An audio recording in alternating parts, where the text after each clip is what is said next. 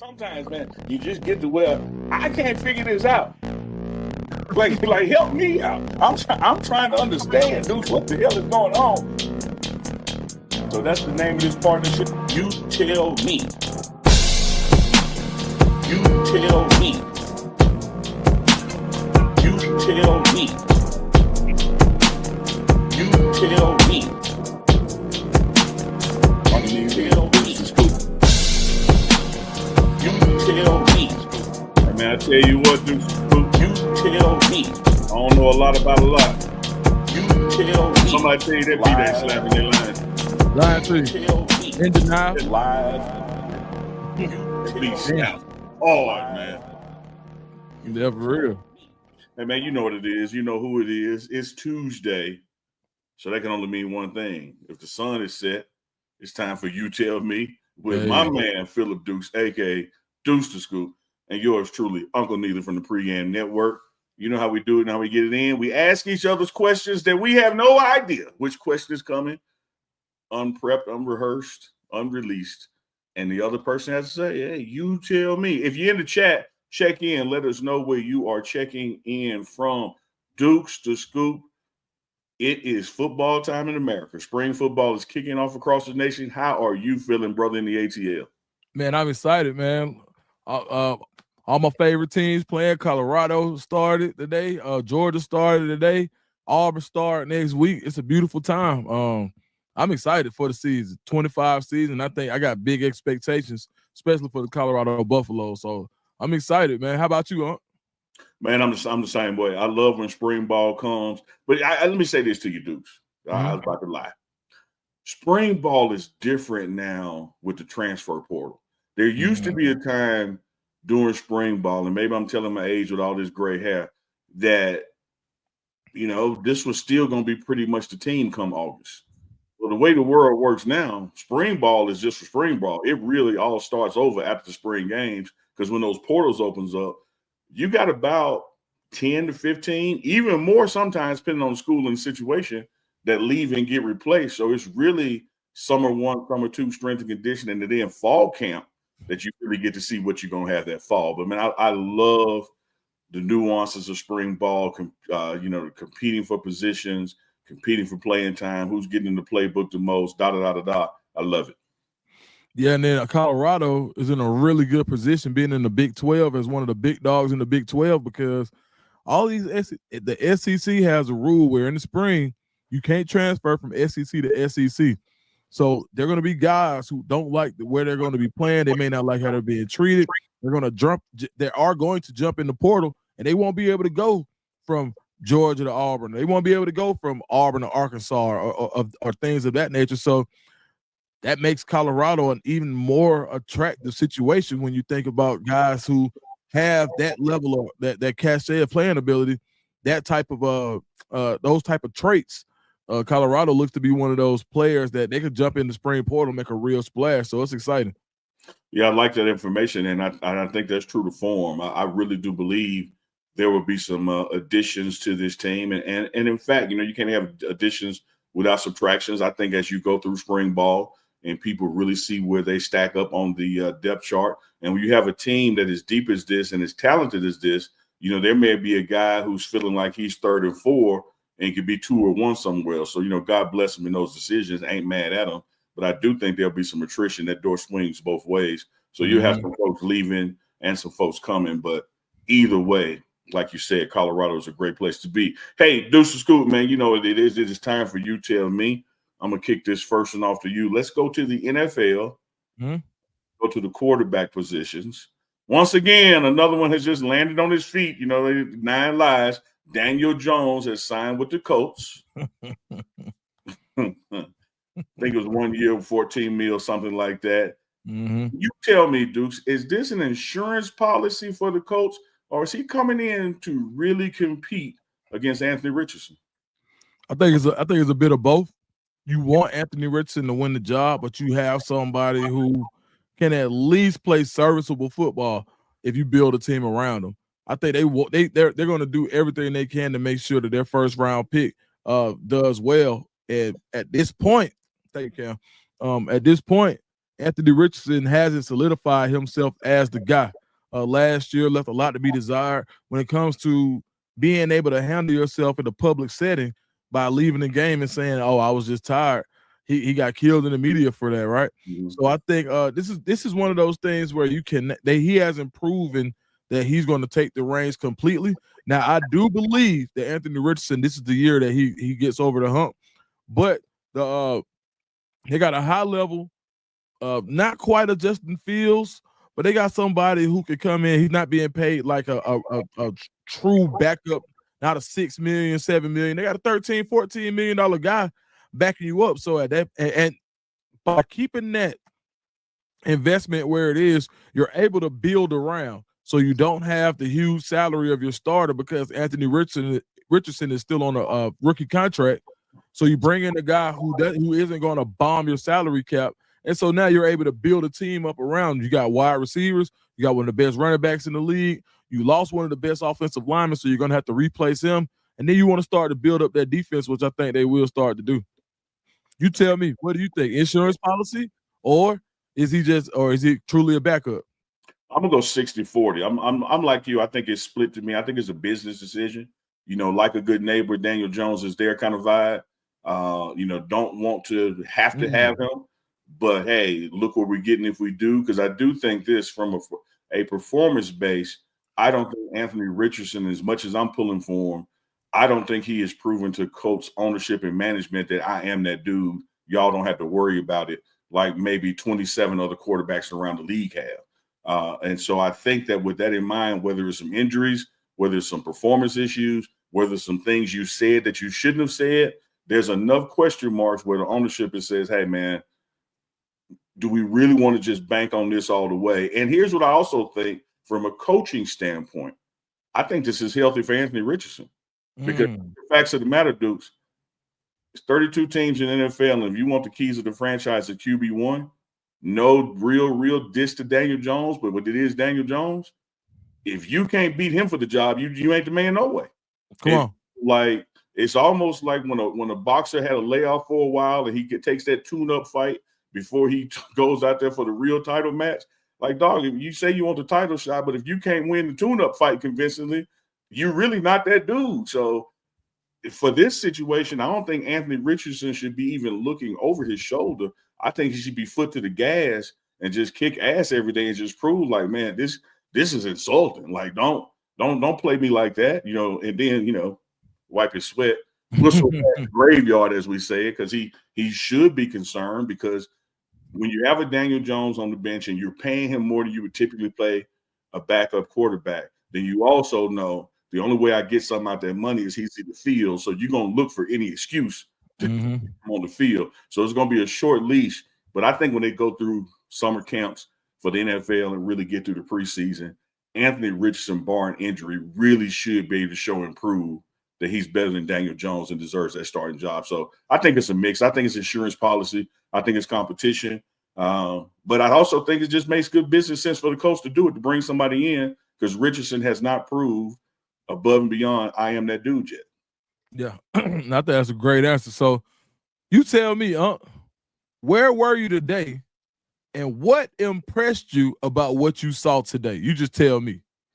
Well, we had practice one in Colorado. And so Okay. I was on the upper practice field. And I'm going to tell you what impressed me the most, man, is the communication and relationship dynamic between the O-line staff and the D-line staff, which really led to some good day one ball in the trenches. What I mean by that is you have the coaches who have been communicating about what they expect to get out of these drills and these workouts, and true to form, it translated to the field and to the players. You know how it is, Dukes. A lot of times when the D-line is squaring off against the D-line, just kind of walking through as your brother-in-law deals, hey, man, don't hit me hard, I won't hit you hard.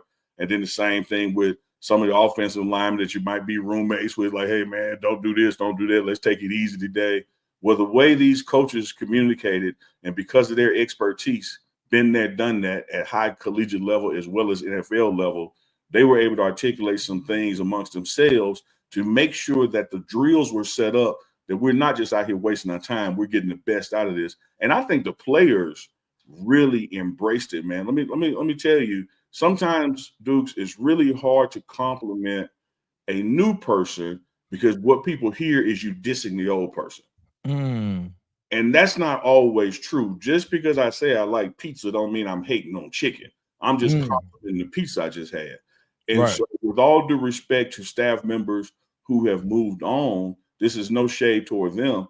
I think the chemistry amongst this group is already at or above the chemistry of the last group. So when I see, the O-line coach and the D-line coach huddled up and strategizing on what to do to get best out of both units, that's something you didn't see a lot of even throughout the summer. And it's already happened in day one, and it's really translates. So what I like, man, is the energy from the coaching staff, the communication with the coaching staff, and how that translated to what was actually happening with the players.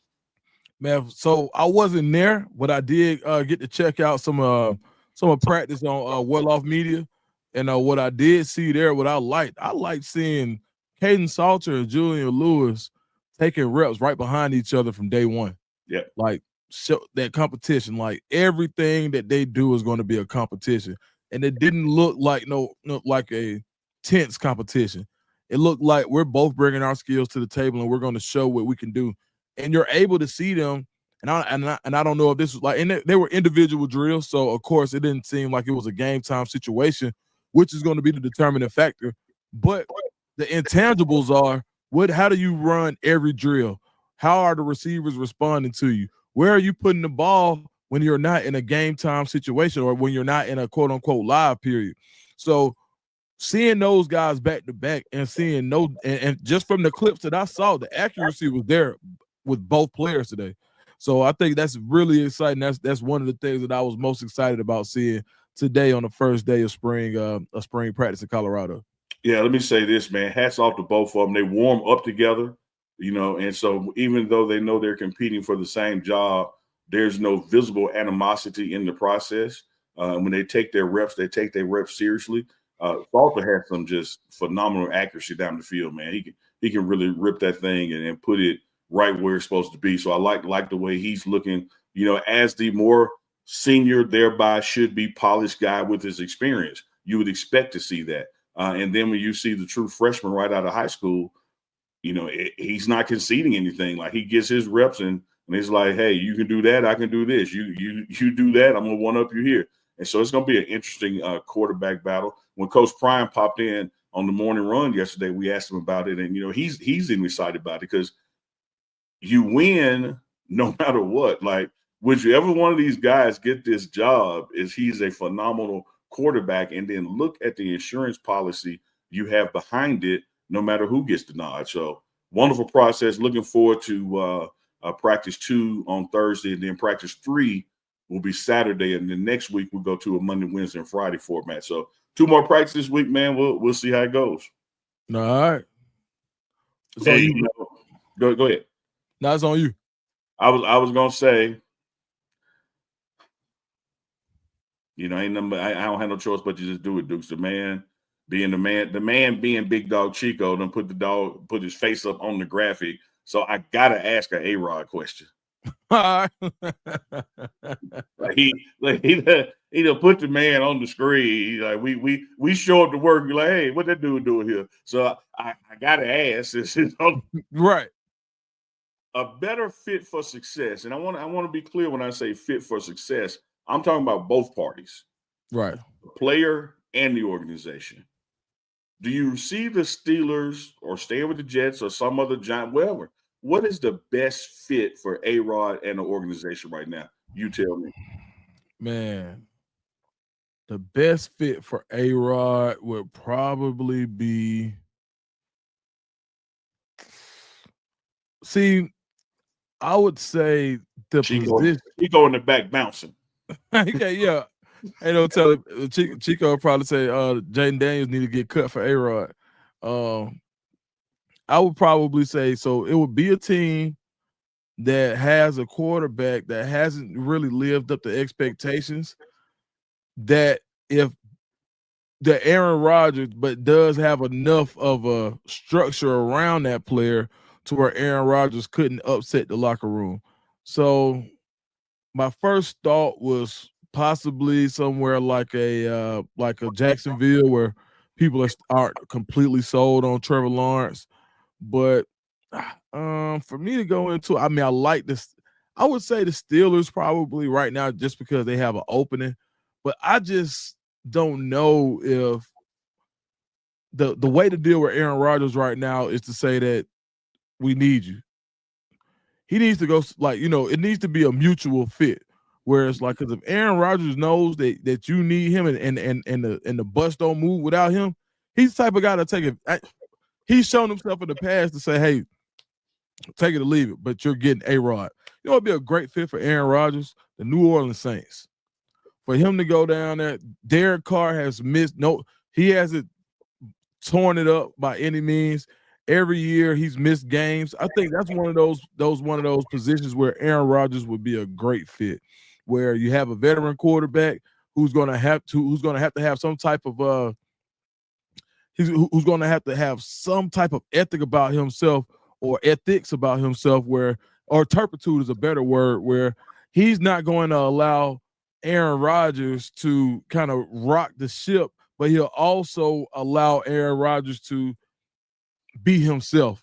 And I think Aaron Rodgers is a very complex case. And I think that you have to put him in the right situation. So I think right now, the obvious choice is to say, let Aaron Rodgers go start. But I said, no, man, I think Aaron Rodgers needs to go somewhere where there's another option just as good as him. So I'll go with that. I like that, man. I like the way you divide it up, because if you just took the 30,000 foot view and you name a team like Jacksonville, that makes sense. But then when you peel back the layers and say, okay, let me just deal with the teams that have a QB need right now, that list gets small.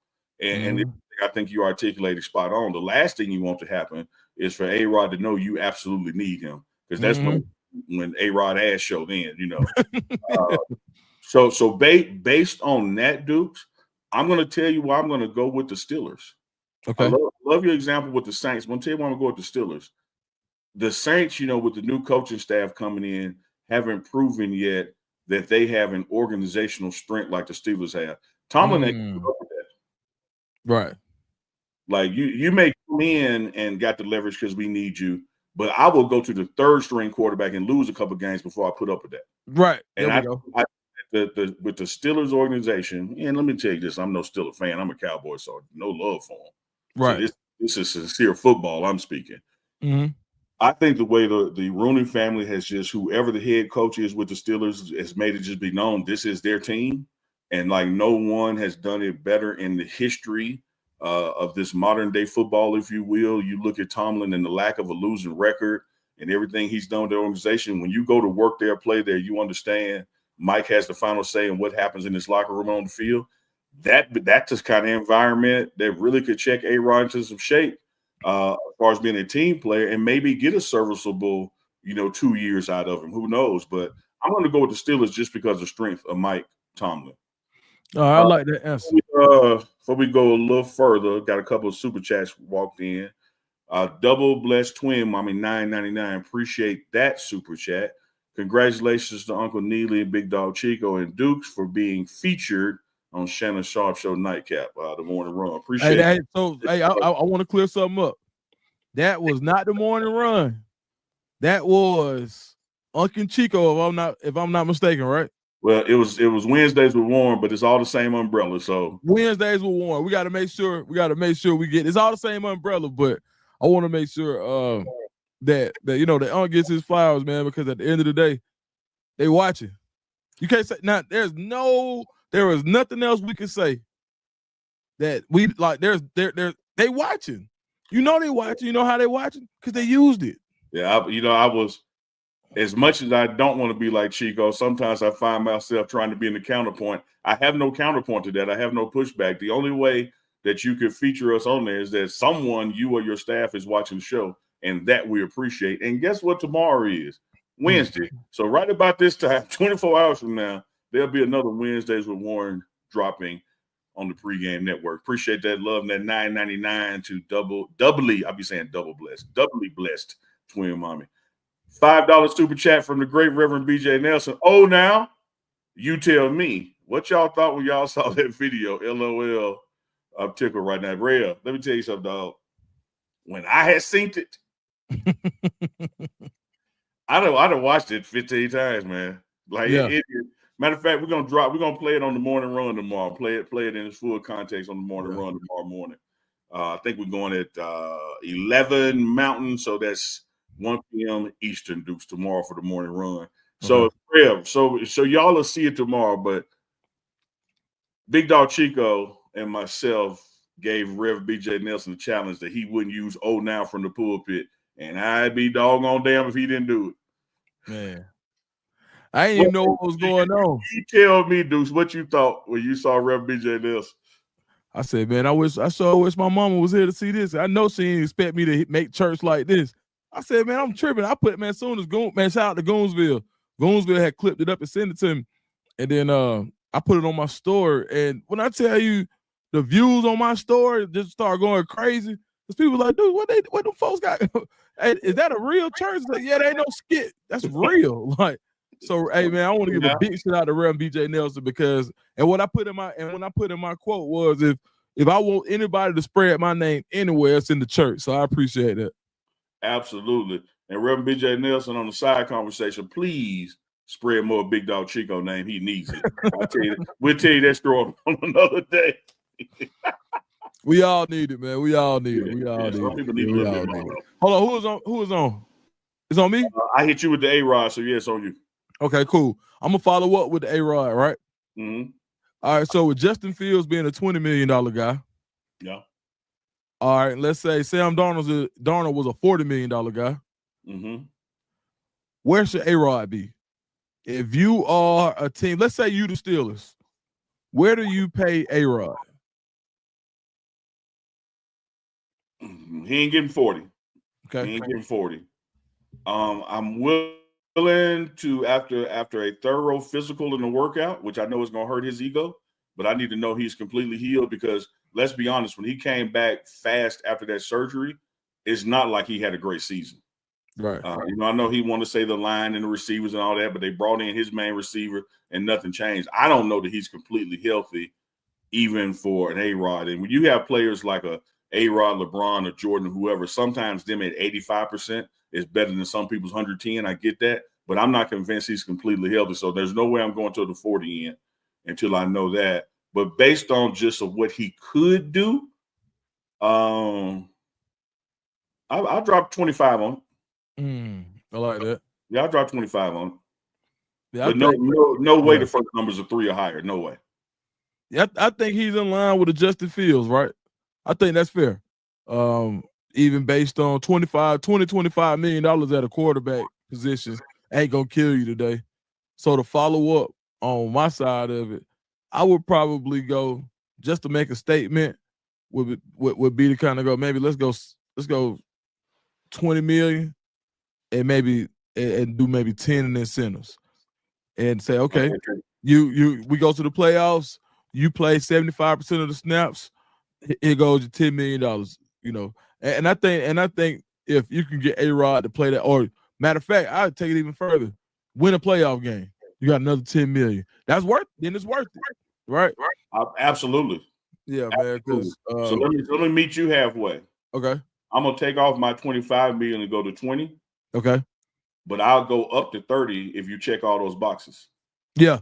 Okay. Boom. Yep. I like that. Yeah. We're in the all those boxes. I'll put another 10 in. Yeah. Makes sense. You ain't getting a quarter over 20 just to come up here and go on the Pat McAfee show. That's no diss to Pat McAfee. I love they're doing their concept over there. But right. You get what I'm saying? Like we gotta win some games, brother. Like we can't just still be A-Rod and out here doing our thing. Like it got to happen in the building. And I'll take that first number from a 2 to a 3. I like that. Yeah. Particularly that playoff victory. No, for sure. Because the Steelers ain't had one in a while. I know if people look at the success of the franchise because of the longevity of the head coach, no doubt first ballot Hall of Famer, and they look at the success of the head coach as far as not having any losing seasons. But the truth is, they ain't been over a hump than like the Cowboys have. So when it comes to a playoff win, man, A-Rod could go there and get them a playoff win. Hell yeah, that's worth $30 million. Yeah, absolutely. Agreed. All right, man. I got All right. it's like NFL Central tonight because I got another one for you. Okay. It takes a lot, not a lot, man. I ain't even a lot of y'all. It takes everybody on the team to win a championship. Like I don't care if you're Chef Carl Solomon. I don't care if you're all the way up to Deion Sanders and everything in between. Everything in the organization has to be hitting to win a championship. The Eagles did just that. They won a championship. But they have also been unloading a lot of what I think is valuable team chemistry. You tell me, Dukes, are they unloading too much to be a favor to repeat? Or are they still the man until you beat the man? I think I'm gonna go with still the man till they beat the man. And reason being is because of some of the positions that they've let go, they have guys there. So when you look at Milton Williams, who was a huge part of what they did, he was a surplus guy because you still have Jalen Carter and Jordan Davis. When you look at Josh Sweat, you still have Nolan Smith. When you look at the corner, when you look at Darius Slay being let go, you still have Cooper DeJean and Quinyon Mitchell. So when I'm looking at, and I think the only position where you don't just have a guy who can kind of fit that role would probably be safety with CGJ. But that's a draftable position when you have a great defensive line. So and they've shown in recent years that that's what we're going to do. And they let Bradbury go too. They let both their veteran corners go. But now you got probably the best. Now that DJ Reed is with the Lions, I think this is probably the best cornerback duo in the league. If top three for sure. I can't think of three better cornerback duos than DeJean and Mitchell, especially after last year's stats. So I think that they reloaded based on how they've drafted. The Eagles have to have, if they have an award for drafting, the Eagles have to be somewhere near the top in the league. They've nailed it year after year. And that goes to show you the importance of the NFL draft, because you miss on the first round pick, you're gonna pay for it for years to come. And they've been and literally in the past 8 years, the only time I can say they really missed may have been Jalen Reagor when they didn't, like, imagine if they would have drafted Justin Jefferson instead of Reagor at that time out of TCU. That would have just been cheating. But outside of that, the other part of that is when you draft well in late rounds, you get more bang for your buck because they count less towards the salary cap. Absolutely. And you're able to bring in more veterans. So that's how you can bring in a guy like Mekhi Becton last year on a contract like he had, another former first round pick. So I would say, although they did lose a lot, I still think that they didn't lose enough to take them out of the driver's seats in the NFC East or the NFC conference as a whole. What about you, Man, I wish I had like some Listerine or something, because I'm going to need to wash my mouth out after I say this. As a diehard Dallas Cowboy fan who sits in the NFC East with the Eagles, and I have to look and just readily admit as I look in the mirror or then look to the left and right at the team surrounding me, that I am not currently built to be as good as the Washington Commanders or the Philadelphia Eagles. That when I see what the Eagles did in the Super Bowl, in the NFL championship game, and the convincing way they won, that even if they are unloading too many pieces, they got space to unload some pieces, because that was belt to ass. Yeah. Then when I look at, because I think your last point was just beautifully stated. People, and I'm not going to say draft, I'm going to take it back a step. The Eagles and historically the Patriots scouting departments do not get enough attaboys. The way that they can go out there and find talent and kind of massage and solidify, no pun intended, massage with Robert Kraft, but when they kind of massage the draft process and get who they want when they want them and get them for cheaper than other people are getting other players and pieces, and then it 9 out of 10 times works when everybody else is probably 3 out of 10 times their draft picks are working. You not only become a perennial winner, you're winning for cheap. You're winning like the Seattle Seahawks did when they won on Russell Wilson's rookie contract. And so now you got some overpaid defensive guys. And what blew up there is that when it came time to play the quarterback, you had to let so many other people go to pay his job, that then it unraveled. The Eagles have not reached that saturation point yet, because they got quality guys that are really on low dollar contracts. And so you can put some more money in Barkley's pocket. You can put some more money in Jalen Hurts' pocket, and you can still have a team capable of winning the NFC. We will see how capable they remain in beating the AFC. But right now, even what they've been unloading in free agency, to me, they still top of the pile in the NFC. Agreed. Super chat. Let me get to before we bounce again. Yep, we appreciate that, Chico. Reign Supreme with the $9.99 super chat. Appreciate that love. Who in the NFL has tremendous potential but a subpar supporting cast? I'll take that one real quick, Dukes. Even though he remained there and got the most money ever for a non-quarterback, the Browns hadn't got better. All they did was just keep Myles Garrett. Like he doesn't have any help on the offensive side of the ball, the locker room, the water boy, the popcorn man. God bless him and his $40 million a year. I mean, I love it for him. Shout out to Agent Nicole Lynn, like the great job getting that deal done. But when you tell me who is tremendous but doesn't have help, I gotta go Myles Garrett. Man, that's a I wasn't even thinking defense. You said something there. You're right. I'm gonna go offense, and I think that this guy has a ton of potential, but what's going on in the backfield, the quarterback position is kind of hurting him. And then we saw the defense take a step back, and that's gonna be Jonathan Taylor. We saw how good Jonathan Taylor was 2 years ago. And at the time, there was talk about him being the best back in the league. Well, he gets injured, regresses a little bit, and you look at the entire roster. Even with Anthony Richardson, you would think that the RPO was going to help him, but Anthony Richardson gets hurt. Season is pretty much a wash. But when you look at what Saquon Barkley was able to do in Philadelphia, when all he had to do was do his job.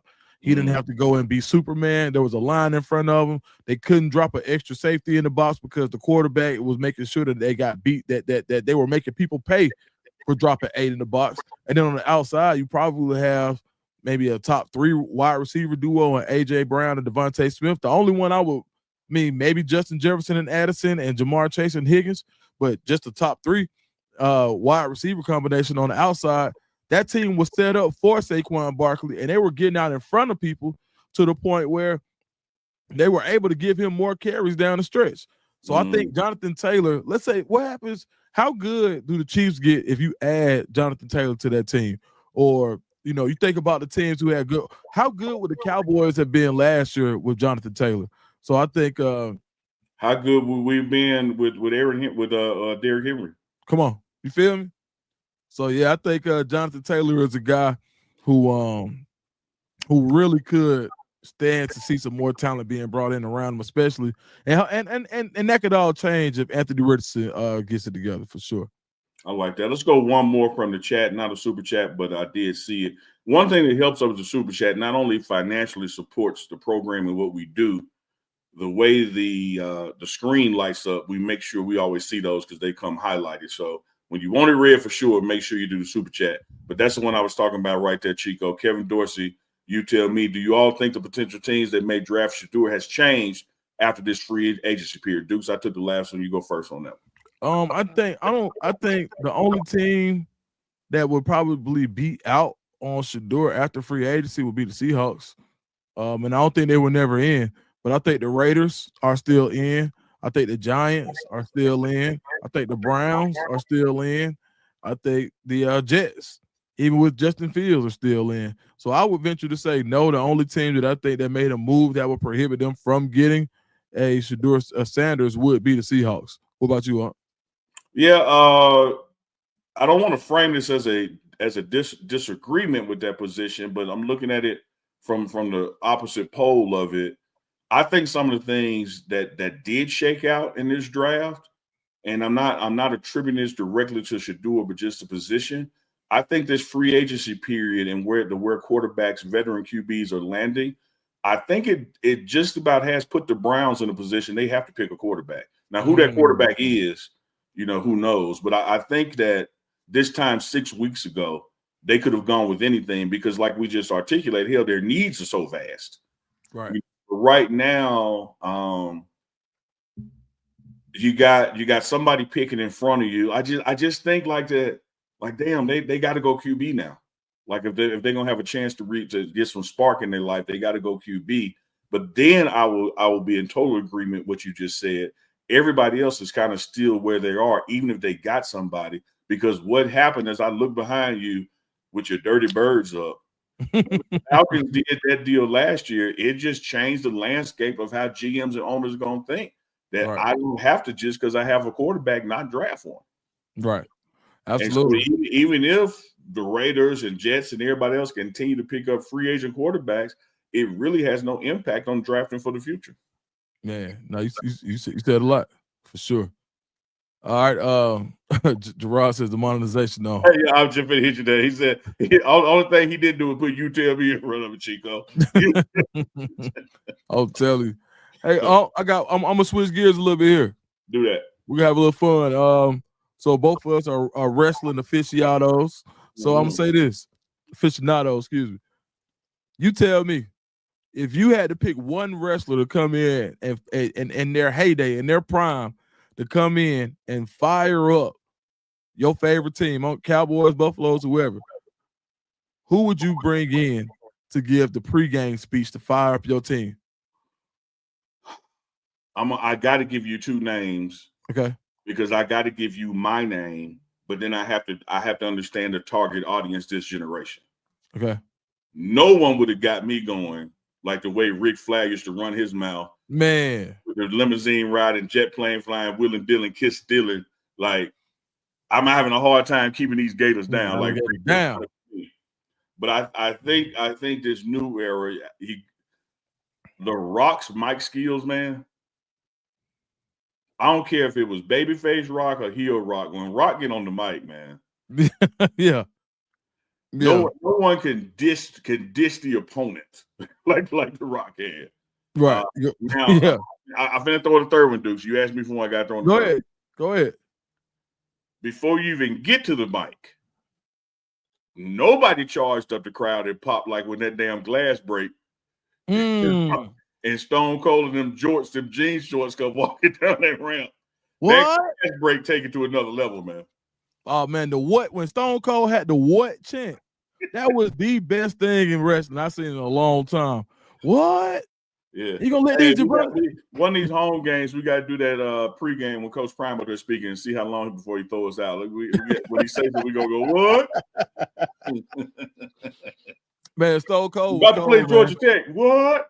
We gonna come out here win this game. What? Yeah, Stone Cold. He went in with that one, man. I think if I had to pick anybody, man, if I couldn't pick Ric Flair and I couldn't pick Stone Cold or The Rock, I would probably go Dusty Rhodes, man. Dusty Rhodes was, excuse me, I don't mean no offense to anybody, but man, he had to be the blackest Caucasian I've ever seen in my life. Hey man, based on my conversation with Chico, that he blacker than Chico. Man. I told him I was gonna get him. Yeah, you told him you're gonna get Chico, you gotta get him, dog. You get him back. Get him back, Chico. Get him, Chico. But nah, man. Dusty Rhodes had so much flavor, man. And you know, growing up, especially growing up in the 80s, for the time when I first started watching wrestling in the mid 80s, I couldn't tell what we was taught.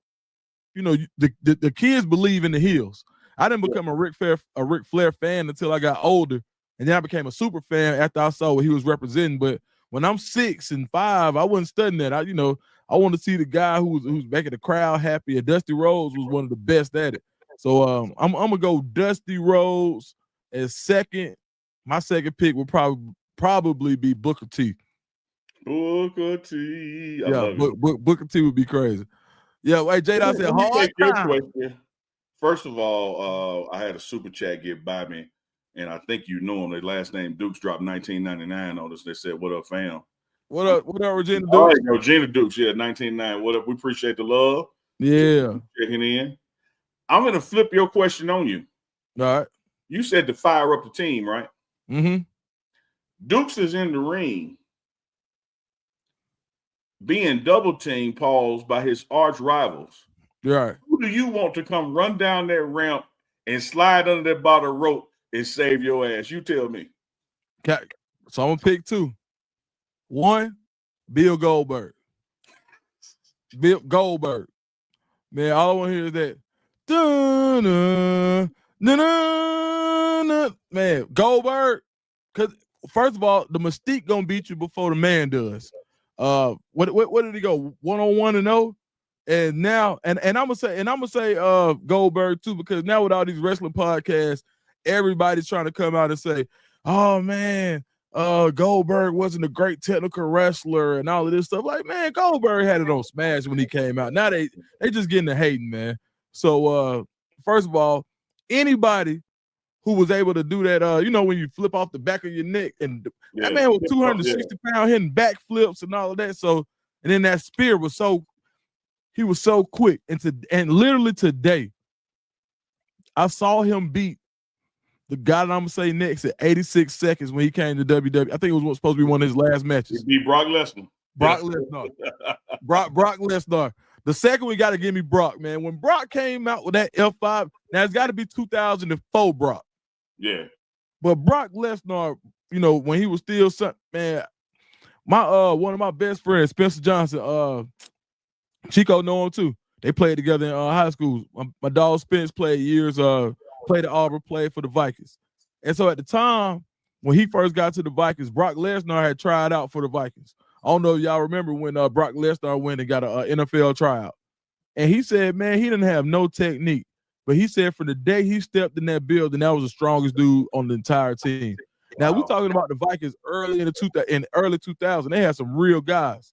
Yeah. So I would say just from that story, they said technique-wise, he didn't have it. When it just came to just straight grabbing somebody and throwing them, they said he was throwing people like rag dolls. He just could never figure out the technique. So based on the mystique that came along with him wrestling-wise and the UFC background, plus having one of the most devastating finishers, like two of them. The F5 was crazy, right? Yeah. And then when he came with the Brock lock, that was too hard. So give me Brock Lesnar and Goldberg. Who you got? Man, I'm gonna be like Chico and try to disagree because you named some good ones. I would totally want those guys to come down and rescue me, but I'm gonna take a little different spin on it. If I'm getting my ass whooped, what's the first thing I want? I want the ass whooping to stop. Oh, okay. I want to stop. I want the ass whooping to stop. So now I got to look at, okay, who could make an ass whooping stop without even coming all the way down the ramp? Vince McMahon. Give me Vinnie Mac the boss. Because with that no chance music come on, he start walking like everything gonna stop. And then give me some fire out the turnbuckles and Kane just appear in the ring with me when the fire come up. Because everything will stop then too. Yeah. It don't matter how long it takes them to walk down there, everything stops. When that arena go dark and that fire light up the arena, or when Vinnie Mac the boss come down, it stops. Yeah. No, that's hard, man. Hey, look, Eric C. Wright said, dude, I can't let you pronounce Brock's name like that. It's Brock Lesnar. I will refuse. I'm not gonna say it, Lesnar. That's Brock Lesnar. And I know I'm wrong. But I go to Targets, I go to Kroger's. And everything. Yeah. And I've never been to Mandarin Express, but I've been to Mandarin Express, and I'm sorry. So hey, ATL. I will never say hey, sorry, bro. Hold down. Hold down. I love it. I know I put on S on stuff, ain't got no S on it. I go to IHOP. Man, ain't a yes and nowhere in sight. All right, I'm finna stir up some mess now. I'm finna stir it up. So I want pausing. I'm finna tell you. Half your mind be saying don't stir it up, and another half be saying no, go ahead, do it. Yeah, I'm gonna do it. I'm just pausing. Do it. Woo! We had the morning run. Yeah, and Deion Sanders, head coach, Colorado football, Coach Prime, at the end of the show, joined us. Mm-hmm. Had some quick topics, but his final topic is the one I wanted you to tell me on. Coach Prime said before he walked off on the Morning Run Live, tell these folks stop playing with me and get my money. Was that for play? I was shots fired.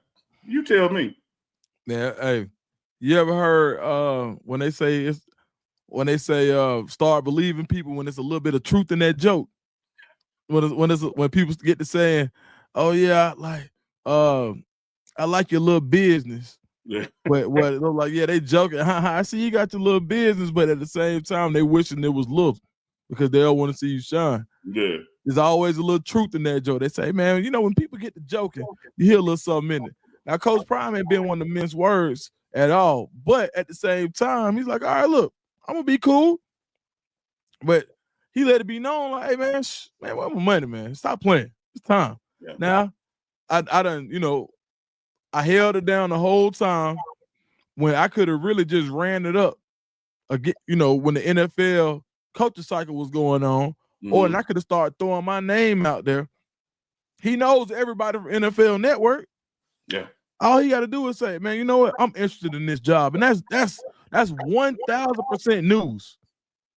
But he didn't do that. That's all he got to do.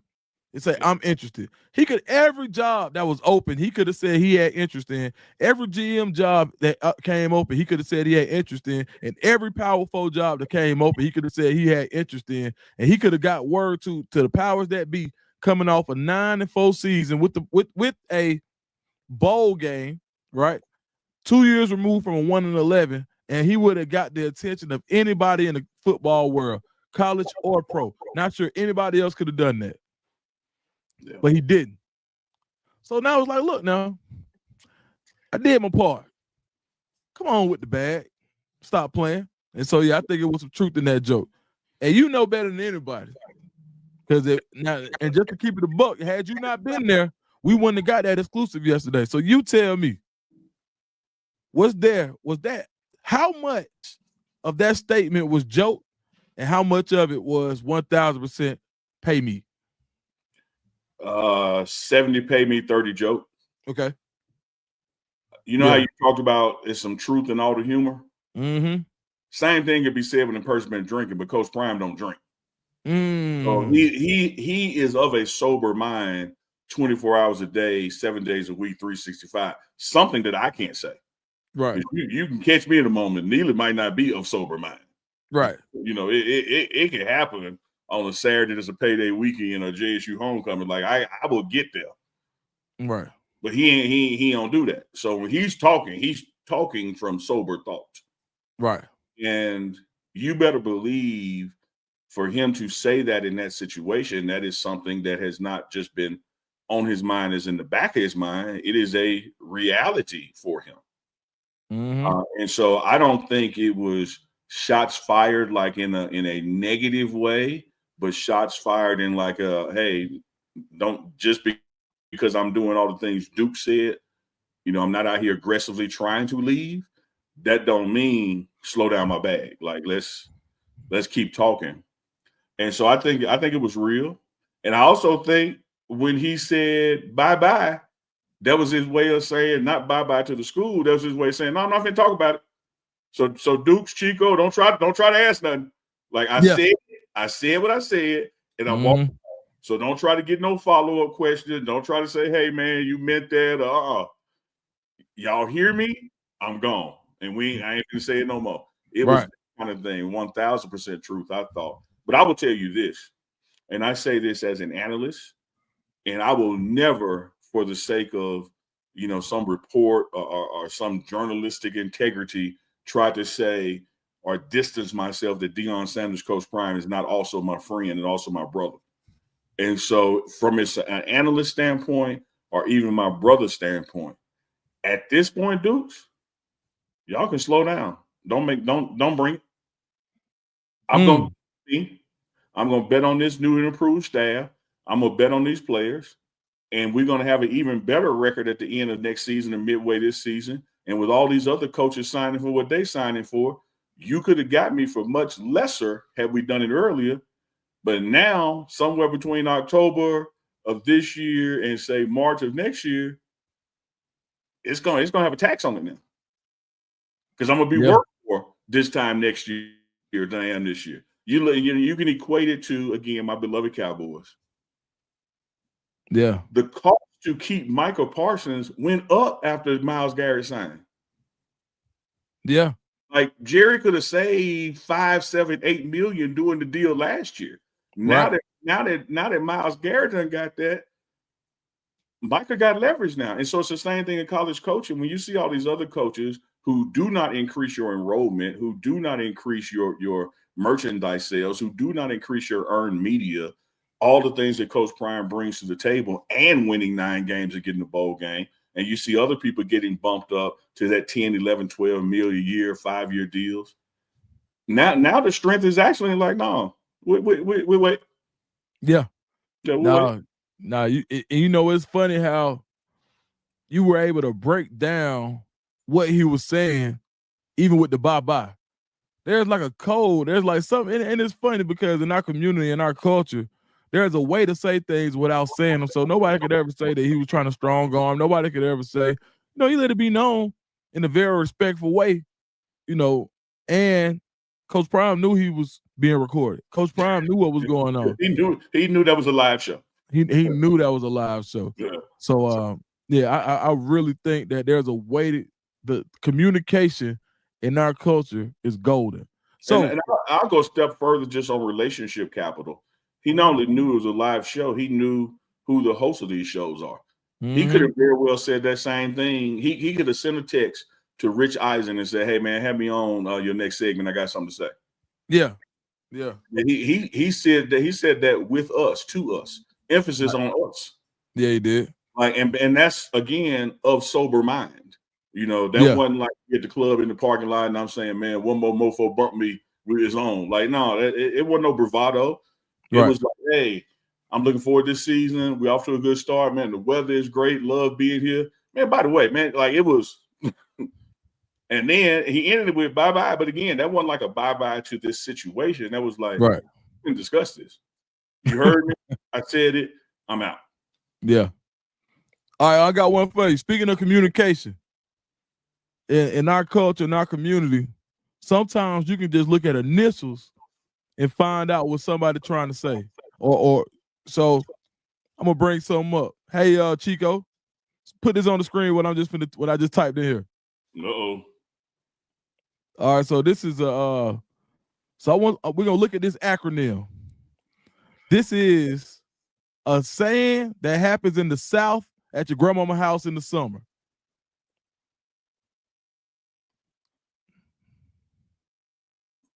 Hold on. Yeah.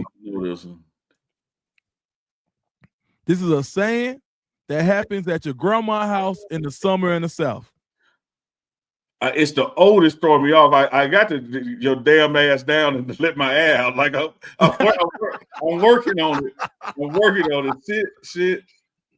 Hello. I'll give you the first one. Okay. Stop. Stop opening. Stop. Oh, I know this one, Dukes. I know this one. Okay. I'm feeling chat. See if y'all can help me out, chat. Stop. And you said opening. Yeah. Okay, Miss Dawn Duncan said stop opening and closing. Oh, there it is. Okay, yeah. I'll put it back up now, Chico. Yeah. And close, yeah. It was the opening and closing, the repeated going in and out, letting my damn out. Yeah. Yeah, that damn door and letting all that yeah. I got you. Hey man, look, why Granny always like the air conditioner was finished? She really was like, hey man, you let the AC out. Like we was really trying to air condition the whole neighborhood. Like Granny don't work like that. We can't air condition in the world. Scientifically, it really does not. Yeah. Just like scientifically, having your TV on or being on the telephone don't make lightning strike your house. But I'm gonna tell you one thing, man, you're gonna get off that damn phone and be quiet while the Lord doing his work. Man, what you talking about? Yeah. Hold up. What? Okay. You tell me, favorite hood / country / culture myth growing up. Oh, being on the phone when it's lightning because lightning to hit the pole and come through the phone. Man, lightning to hit the phone. Man, I got a story about that. I don't know if Regina and Damon still here. My cousin Dame was in here too. But I was talking about my sister Sarah was bad. Yeah. I promise. And I think I told this on my live. They said I would be snitching, but man, every time my mama would say something like that, it'll happen. So my mom used to be like, man, turn the TV off in the storm because it'll strike the TV. Man, look, I don't know scientifically how it happened, but it was storming one day. Yeah. My sister said we're gonna play Jeopardy anyway on the Nintendo. I don't know why, but she decided to do it. Man, lightning struck, that TV went out. It was one of them heavy bottom, what you call it? The base, the big tube in the back that sit on the floor model TVs. Yeah, man. And well, you want to talk about somebody that who you want to come through the ring when you in trouble? Linda Boots, when she found out about that TV, well, she hit that door like Stone Cold. The glass might have broke. Where's Sarah? Already knew. Hey, because look, speaking of, I'll tell you something else sleep on getting approached. Nobody walked through that ring doing their head shake like D'Lo Brown now. When D'Lo got to man, came in like D'Lo. Man, look, at the girls club, her uncle did get electrocuted. Okay, girls club. I'm with Ella and Nisa. We couldn't move or talk either at my grandma. Now my mama house like shit. You believe that? But now you down there in McGee, Mississippi, Simpson County, my grandmama's house. Yeah. You had to sit still. You had to be quiet because she said noise attract lightning. Right. Like you couldn't talk if it was storming. Man, I'll tell you one thing. You want to get fussed at? Be talking while Aunt Tiny doing them cakes. When she made the caramel cakes. Don't make that cake fall. Oh yeah. You better not be talking. Ain't no way. I tell you the one I ain't never really get. Man, it was raining and sunny at the same time. The devil beating his wife. Because she burned the bread. So why that make it rain? Yeah. I guess she was crying, but it was still hot. I don't know. But I didn't know if the sun was out and it was raining, the devil was beating his wife. I just try to figure out what crazy broad married the devil. That's what I wanted to know. So I ain't never get that one. Like, I used to go along with it. That was one of the ones, but I always, that must be beating his wife. To the people saying, if you sweep my feet, also remember if you step on the back of my heel, you got to put the X on my back. Mm. And if somebody laying on the floor and you step over them, they're not gonna grow no more. Man. Unless you step back. Well, they said, hey, don't buy no man no shoes. He gonna walk out your life.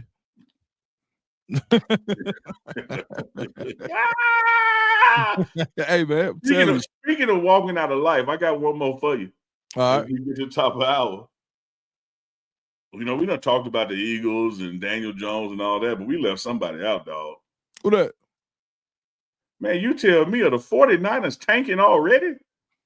Man, look. They just saying we ain't even gonna have no team in 2025? Like, what the hell? Man, 49ers say, you know what? We're gonna take the hit this year, and we're gonna sign everybody next year. We're gonna sign Brock Purdy this year, take the hit, and then we're gonna load up for we're gonna draft well, and we're gonna load up for next year. It's Kyle Shanahan. They look like a business in West Jackson is going out, and everything must go. They letting everything go. Man, Kyle Shanahan said that if we're gonna miss the playoffs and still be cash strapped, I'm gonna tell you what's gonna tell the story. What they do with Christian McCaffrey, that's gonna tell the story. If they let Christian McCaffrey go, when he's probably, if he ain't the highest paid running back, he's probably top 2. Well, he ain't no more. He's got to be top 3. So if they let C-Mac go, that's gonna tell the story. But one thing I know about Kyle Shanahan, he believes in that offense so much that he feels like he could do it with anybody. Yeah, as long as he has a trigger man. Yeah, I believe that the confidence or arrogance, it's confidence for him is arrogance for Shedeur. I believe it's that high that he believes that. Like, it's almost like the Patriot way. Like, it doesn't matter to Bill Belichick what he got. He can. It's a system.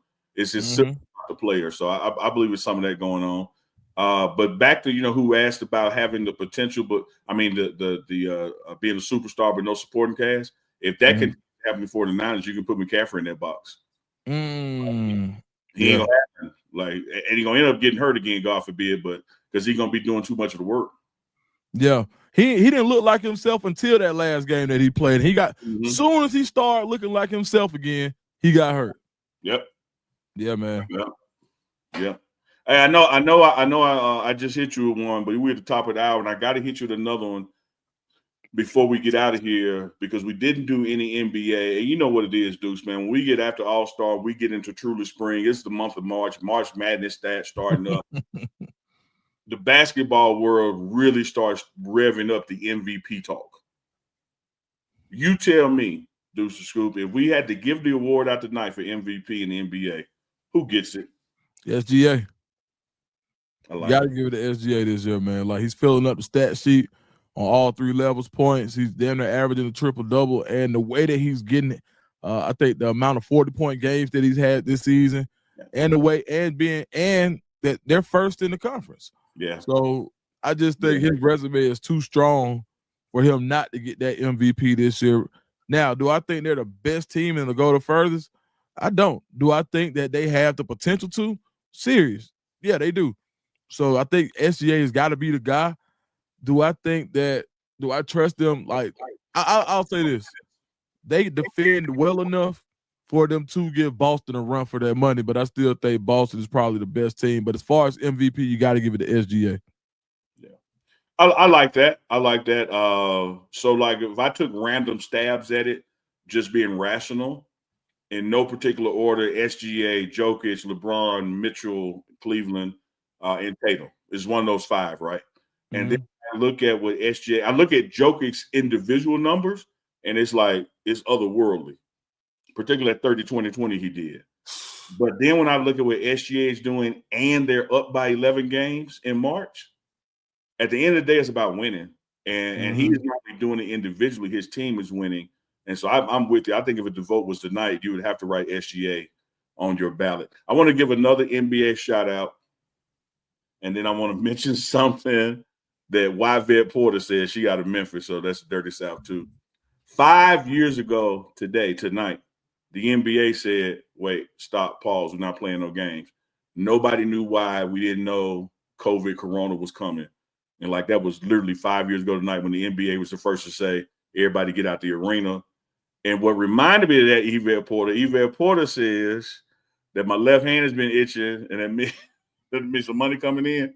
So, Dukes, they had this live press conference.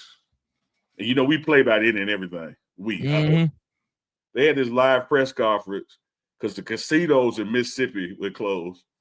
And this dude sent in a question that said, when the boat go open back up, my grandma's hand itch.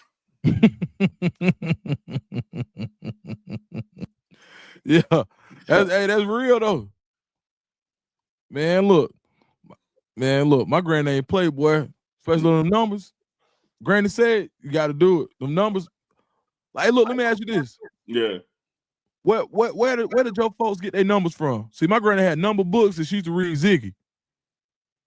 Man, they got them from anywhere random, whatever made sense. Whatever could convince my dad it was gonna hit. That's what he believed. Yeah. Like he could be somewhere and look at the clock and it's 3:11. Remind me 3:11. Like, man, that ain't got nothing to do with nothing, man. Lord ain't trying to tell you what the number is. hey, no cap. My grandma used to the Ziggy, the comic. Yeah, I know you're talking about looking with the nose hanging over the wall. Man, that you had to find the number in Ziggy. So, the number in Ziggy. So we'd sit there and be trying to find the number and play the street, man. So we lived in that, like in the summertime, I go up to Nashville.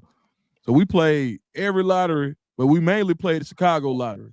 Yeah. But so of course you playing the Chicago lottery from Nashville. That means you had the number man. So number man, hey man, let me tell you something. Ain't nothing funnier than the way that how my grandma used to cuss out the number man. But the funniest thing in the world. But Granny played so many numbers that you couldn't miss. Had to go over there. So you're gonna take whatever abuse came with it. Miss Bunnies. Yeah. Hey man, shout out to Granny, man, up there too, man. But yeah, shout out to Granny the numbers, and shout out to people who wouldn't just pick their numbers a straight way. They also combo me. So that means whichever way these numbers hit, I'm in 93, 9, 3, 39. I want all of them that got a 9 and 3 and the combo me. Yeah, let me get that 914 straight box with the combo. Yeah, man. Let me put 49 cents on that one and a little extra right here. Now, trust me, if it ain't nothing me and my family know how to do is play them numbers. And when Georgia got the lottery, boy, stop. I ain't gonna never forget, man. I used to be I had a streak where I hit the number about 2 days. I was the most popular person in my entire family. Everybody was calling. Philip done hit the number a couple of nights. What? Boy, shit, boy. I might have been about 10. Barbecue and Philip out. Look. Every day I'm thinking I got a special gift now. I'm like 916. 273. Yeah, and that ran out fast, man. So I don't play the number now. Yeah, I feel you, Daddy. We're at the top of the hour on this Tuesday night, 5 minutes after You Tell Me, another episode, which is yours truly, Uncle Neely, and of course, Philip Dukes, a.k.a. Dukes the Scoop. We will be back in the building. The building is YouTube tomorrow morning. That's if you Mountain Time or further west with the morning run. So it's going to be 11 a.m. Mountain. That's about 1 p.m. on the East Coast, noon Central. Big Dog Chico will be with us then. You know what we do. You know how we close it out on You Tell Me every Tuesday night. Philip Dukes, Dukes the Scoop, has the last word with some positivity that he's preaching to the people. You got it, Dukes. Man, this is what I'm going to tell you. For anybody who's going through something, just remember, you cannot make an omelet without breaking the eggs first. So what that means is, for the finished product, it may be a couple of things that have to get broken on the way for you to get there. So don't cry over what was broken, but pay attention to the finished product. Man, Deuce don't never miss. He don't miss. Appreciate that, Vaughn Reynolds' best show. Appreciate everybody in the chat, particularly doubly blessed twin mommy for getting the likes up, because that's important to the algorithm. So on your way out, if you have not hit that like button, turn that notification bell on. Remember to support Deuce the Scoop channel as well as Big Dog Chico channel, all under the Pregame Network umbrella. We will see y'all tomorrow morning with the morning run, live from Atlanta, Boulder, and Hawaii. And we out. Easky. Figure this out. Like help me out. I'm trying to understand, dude, what the hell is going on. So that's the name of this partnership. You tell me. You tell me. You tell me. You tell me. You tell me. You tell me. You tell me. You tell me. Live. You tell me. Live. You tell me. Live. You tell me. Live.